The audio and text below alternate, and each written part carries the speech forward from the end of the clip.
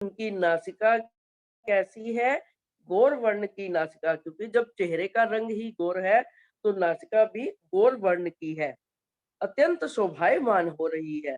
मुखार बिंद की शोभा, अब देखिए मुख में बीड़ी, और मुख में क्या है? पान का बीड़ा सुशोभित हो रहा है। कौन सा बीड़ा? लाल तंबोल की। और जो हम पान का बीड़ा मुख में श्री जी साहिब के सुशोभित हो रहा है। और उनके दांत कैसे हैं? जानो दाड़िम की कलियां, जिस तरह अनार के दाने होते हैं, उस तरह उनके दांतों की शोभा का वर्णन है। यानी बिल्कुल एक जैसे दांत, बड़े सुंदर दांत उनके दिख रहे हैं। या मुखार बिंद की शोभा पर जीव को कुर्बान कर डालिए। लालदास जी क्या कह रहे हैं कि ऐसा सुंदर मुखार बिंद की शोभा है श्री जी साहेब की, कि हम उस पर करोड़ों बार कुर्बान हो जाए, जीव को कुर्बान कर डाले तो भी कम है। श्री जी साहेब के दो लाल अधरों की शोभा, अब उनके अधरों की शोभा कैसी है? सुंदर लाख गोर हरवटी, कंठ में कंठी तुलसी की। और उनके अधुर कैसे हैं? दोनों लाल हैं, बड़े सुंदर अधुर हैं। उनके अधरों की शोभा को ही देखें तो उससे ही नजर हटती नहीं है। आगे बढ़ना तो बहुत मुश्किल है। जिस तरह हम धाम धनी की परम धाम में शोभा का वर्णन अगर करते हैं, उनकी शोभा श्रृंगार का ध्यान करते हैं, तो एक अंग से दूसरे अंग पर जाना मुश्किल प्रतीत होता है। उसी तरह श्री जी साहिब की शोभा का भी लालदास जी वर्णन कर रहे हैं। और अब कंठ की शोभा कैसे? ला अच्छा, अधरों की शोभा के पश्चात उन्होंने सुंदर लांक गोर हरवटी, उनकी जो है मुस्कुराहट अति सुंदर है। हरवटी यानी उनकी ठुड्डी बहुत ही सुंदर है। कंठी तुलसी की विराजमान, और कंठ में तुलसी की माला विराजमान हो रही है। छाती कुसादी पेट पासे, अब मुखार बिंद से धीरे धीरे नीचे के अंगों का वर्णन भी लालदास जी कर रहे हैं। छाती कुसादी पेट की छाती, कुसादी पेट, और पसलियां, तेज की अंबार भरी कमर। उनकी कमर को देखिए, उनके खुले अंगों को देखिए, इतने मनमोहक है, इतने आकर्षक है कि हम उनसे नजर हटा ही नहीं सकते। अब श्री जी साहेब के खुले अंगों के वर्णन के पश्चात उनके वस्त्रों का भी वर्णन लालदास जी कर रहे हैं। श्री जी साहेब को सुपेद नीमा चोली अंग को लग रही। उन्होंने कौन सा जामा पहना हुआ है? सफेद रंग का नीमा पहना हुआ है, और जो चोली है इतनी टाइट सी है कि वो उनके अंगों की ही शोभा प्रतीत हो रही है। घेरदार दामन चीन की शोभा, दो बगलों गुलाब की। उनकी जो चोली अंग को लग रही है, और जो उनकी घेरे की शोभा अत्यंत सुंदर प्रतीत हो रही है। दो बगलों गुलाब चोभा, उनके दोनों तरफ से गुलाब की चोभा की खुशबू आ रही है। दरसाले की कबाए दुसाला थुरमा, कुसाब सुपेद रंग कबाए पे जुड़ बैठो। और उनका जो जामा है वो सफेद रंग का है। दुसाला मतलब जो एक कपड़ा ऊपर से शाल ओढ़ी हुई है, सफेद रंग का है। श्री जी साहेब के दो खब्बे मच्छे, खब्बे इसको बोलते हैं बाजुओं की जो ऊपर ये कोहनी से ऊपर की जो जगह होती है, उसे खब्बे बोलते हैं। उसमें जो ऊपर उभरी हुई जगह है, उसको मच्छे खब्बे, खंबे और मच्छे बोलते हैं।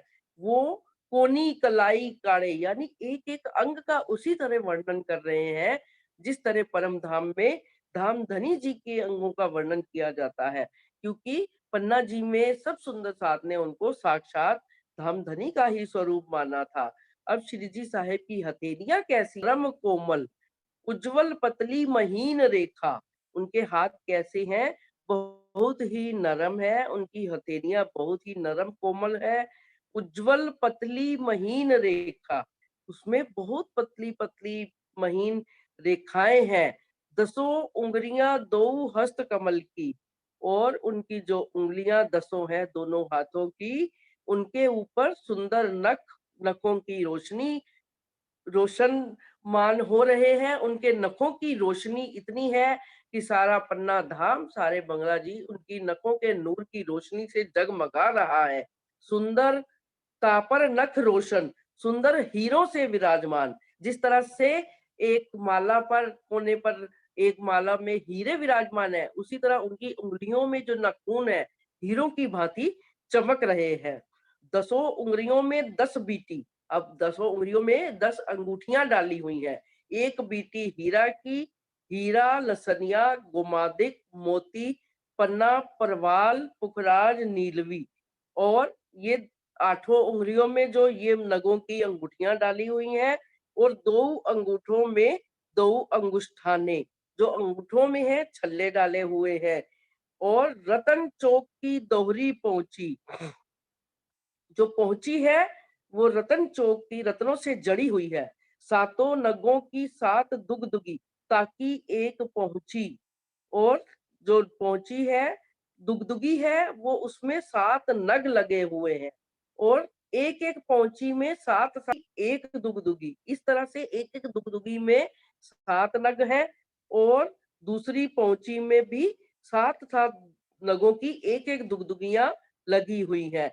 एक एक जड़ाव के कड़े, और जो कड़े पहने हुए हैं, एक इतने सुंदर महीन जड़ाव के जड़े हुए कड़े पहने हुए हैं, और जामे की बाह की मोरी पर फिरते मोती, जो उन्होंने जामा पहन रखा है, उसकी जो बाजू का किनारा है, उसकी मोहरी पर मोती लगे हुए हैं। कुरली छोटी ना मोटी, जाड़ी ना पतली, सबे बनी एक रस, जो उनकी मोती लगे हुए हैं, वो ना पतली है, ना छोटी है, ना मोटी है, सभी पर बाजूबंद, और बाजूबंद कोहनियों के ऊपर डाले हुए हैं, जो जड़े हुए हैं, हीरे मोतियों से जड़े हुए हैं। कंठ में कंठी सुवर्ण की, एक तो तुलसी की कंठी है, फिर सुवर्ण की, सोने की कंठी भी डाली हुई है। मध्य चो पहलू मादलिया, मादलिया मध्य में जो है उसमें 4 पहलों वाला एक नग लगा हुआ है, यानी 4 कोनों वाला नग लगा हुआ है। दूसरी कंठी कौन सी है? एक मोतियों की, और उसके मध्य में मोतियों वाला 4 मानिक लगा हुआ है, 4 हैं। तीसरी कंठी पानड़ी की, पान के शेप की तीसरी कंठी है। ताकि तीनों दुगदुगी, और उन तीनों की दुगदुगी, यानी उनकी तीनों की जो एक ही तरीके की आगे से झलकार हो रही है। एक दुगदुगी हीरा की, एक मानिक की, और एक नीलवी की। एक में हीरा लगा हुआ है, एक में माणिक, और एक में नीलवी। दूसरे बड़े मोतिन की माला, अब उसके ऊपर मोतियों की माला, फिर चंद्रहार उतरती तरह, और इतनी बड़ी माला है जिस तरह जनेऊ की तरह पहनी हुई है।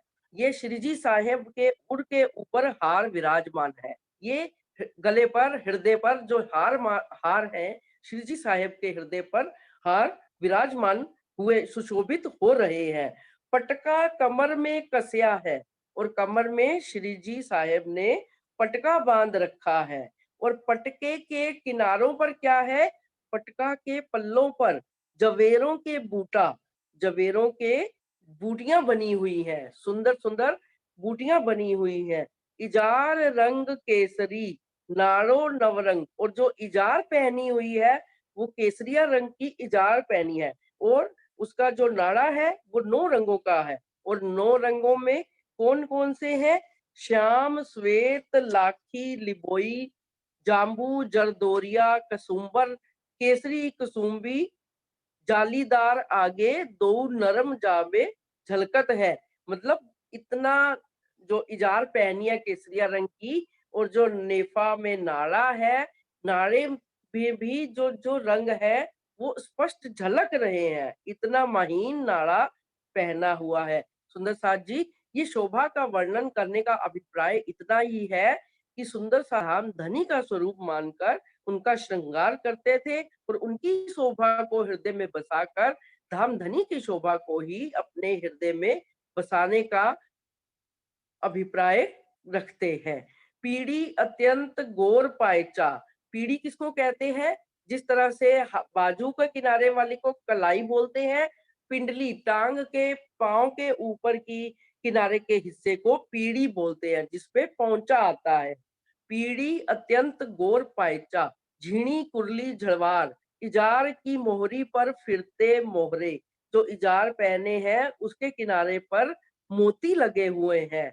और अब चरणों की शोभा देखते हैं। चारों जोड़े चरण कमल के भूषण, चरण कमल बहुत नरम कोमल। उनके चरणों के जो भूषण हैं वो भी नरम है, उज्जवल है, लालक लिए हुए हैं, लालिमा लिए हुए चरण कोमल है श्री जी साहिब के। रंग रस भरे कदम, और उनके कदम कैसे हैं? रंग और रस से परिपूर्ण है। पानी लांक एड़ियां, लाल एड़ियां, गिरदवाए फिरती कांगरी, चरण तली दो चरण कमल की, बहुत नरम कोमल उज्जवल उज्जवल पतली मिहीन रेखा। तो ये चरणों की शोभा कैसी है कि उनकी जो तली है एकदम से लालिमा लिए हुए है, और उसमें पतली पतली रेखाएं हैं, उन वो भी दिख रही हैं। किस तरह से है? और ऐसे लगता है कि एड़ियों के चारों तरफ वो रेखा पतली पतली लाल लाल दिख रही है, यानी उनके चरण भी इतने एक आसपास दिख रही है। दसों उंगलियों दो चरण कमल की, कापर नख रोशन। और जिस तरह से हाथों की उंगलियों के नाखून सुंदर हैं, उसी तरह चरणों की उंगलियों के नाखून भी बड़े सुंदर हैं। वो भी हीरों की भांति चमक रहे हैं। जिस जैसे कि एक हीरे होते हैं, नाखूनों की शोभा हीरों की तरह चमक रही है। ये मेहर करें चरण जिन पर। अब ये चरण, जिस तरह से राजी के चरण मेहर करते हैं, अब अगर हम परम धाम का ध्यान करें तो राजी का पूर्ण स्वरूप विराजमान हो जाता है। उसी तरह यदि हम बंगला जी में विराजमान श्री जी साहेब के चरणों का भी अगर ध्यान करते हैं, तो ये चरण भी जिन पर मेहर करते हैं, अर्थात कहने का अभिप्राय राजी महाराज के और श्री जी साहेब के चरणों में कोई भी अंतर नहीं है। ये मेहर करें चरण जिन पर, देत हृदय पूर्ण स्वरूप, जुगल किशोर चित चूभत, सुंदर सुख रूप अनूप। वही बिल्कुल वैसा ही परिणाम होता है। चरण मेहर करे, जिस तरह राजी महाराज के चरण मेहर करे या श्री जी साहेब के चरण मेहर करे, तो श्री राजी का पूर्ण स्वरूप हृदय में हमारे विराजमान हो सकता है, हो जाता है। इसीलिए श्री जी साहेब के स्वरूप का वर्णन भी हमारे लिए उतना ही महत्वपूर्ण है, उतना ही अनुकरणीय है, जितना कि राजी महाराज के चरणों का ध्यान करना। श्री जी साहेब जी नक सिखलो श्रृंगार साज के। अब क्या कह रहे हैं लालदास जी? श्री जी साहेब पूरा श्रृंगार सज के तखत पर विराजमान हुए। ये बीच कुरान हदीसों के, अब क्या बता रहे हैं कि श्री जी साहब का स्वरूप कैसा है? जैसा कि कोरमा के चेहरे की नूर की सुंदरता के विषय में लिखा है, श्री जी साहेब का स्वरूप बिल्कुल वैसा ही है। कैसा है? सिर पर बालों की चोटी, गेहुआ रंग, स्याह आंखें, यही खलकत है। और बिल्कुल गेहुआ रंग है, स्याह आंखें हैं, बालों की चोटी है। साहिदी खुदा की खुदाए देवे, करे बयान खुदा हुक्म सिर लेवे। जो क्योंकि कुरान में क्या लिखा है कि खुदा की शाहिदी खुदा ही देगा।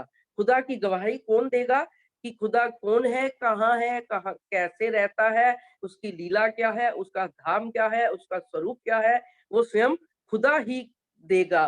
और जो ये गवाही देगा, लायक पूजने के यही खुदाए पाक बरहक है।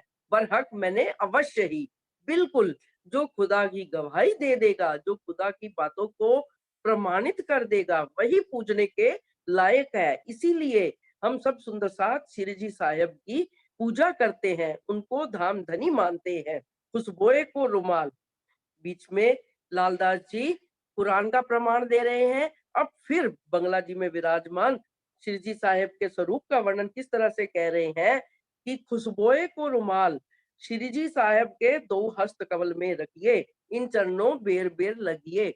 अब क्या कहते हैं, जब श्री जी साहेब तखत पर विराजमान हो जाते हैं तो सुंदर खुशबूदार रुमाल उनके हाथों में रखिए और उनके चरणों में बार बार प्रणाम करिए। और अब इन चरणों की महिमा कैसी है, ये चरण कैसे है? ये सुखदाई है।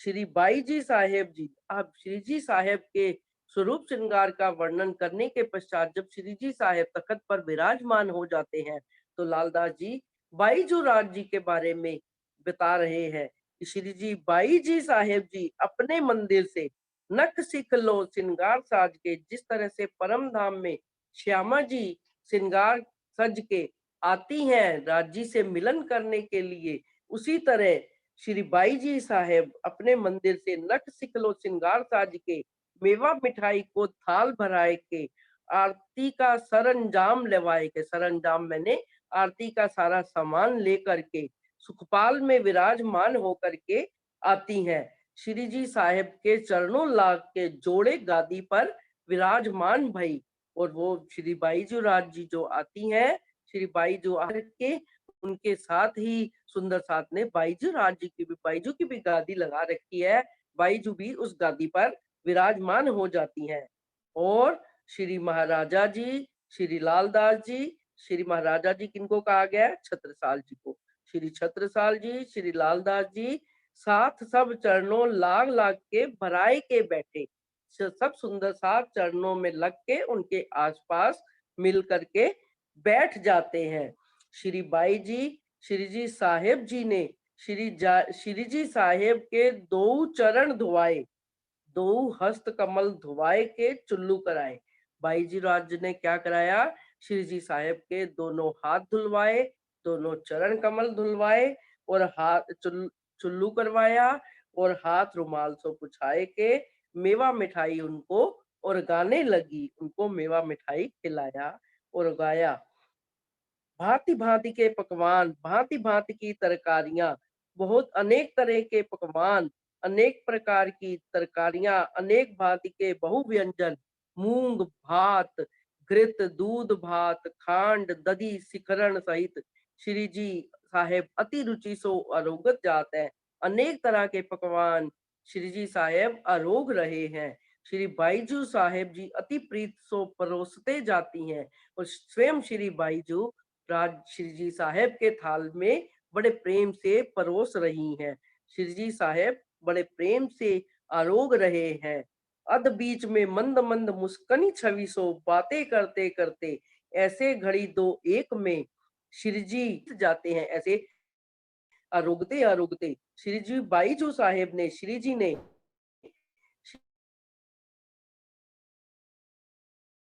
श्री जी साहेब को अचमन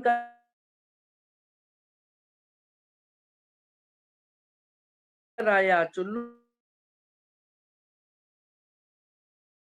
कराया, और मुख हाथ सो रुमाल से पोछा दिया। केसर कपूर